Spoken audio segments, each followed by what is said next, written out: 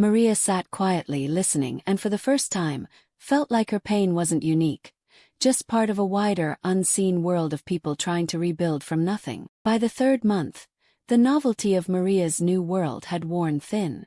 The towering skyline no longer dazzled her. It now loomed like a silent reminder of how small and lost she felt in the crowd. The city, once full of promise, had begun to wear her down, piece by piece. Each morning, she awoke in her cramped apartment to the sound of footsteps above her, the thud of early risers getting ready for work. The floorboards creaked like a weary sigh, and the radiator coughed out heat in uneven spurts. The city's chaos started outside her window and didn't end until long after midnight. She barely slept, and when she did, her dreams were always of home.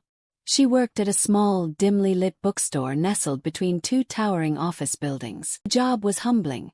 She stacked dusty books, scrubbed coffee stains from reading tables, and rang up orders with a trained smile. Most days, customers didn't look at her twice. She felt invisible. It was on one particularly harsh winter afternoon that she hit her lowest point. A shipment of rare books had arrived, and Maria was tasked with organizing them in the freezing back room. Her fingers went numb as she tore open the boxes. One of them slipped, crashing onto the concrete floor. The spine of a vintage hardcover cracked loudly, echoing like a scream in the silence. She knelt down to pick up the pieces, and for reasons she couldn't explain, something in her broke. She sat on the floor, surrounded by fallen books, and cried silently.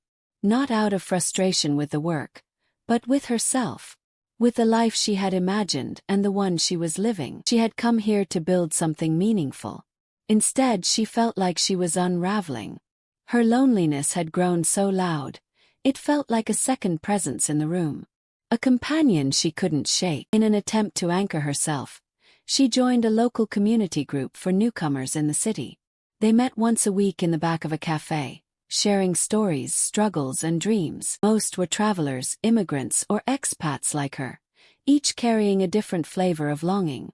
One evening, a woman from Brazil shared her experience of sleeping in train stations when she first arrived. Another man from Turkey spoke about leaving his dying father to pursue a scholarship. Their stories were raw, honest, and heavy. Maria sat quietly listening and for the first time, felt like her pain wasn't unique, just part of a wider, unseen world of people trying to rebuild from nothing.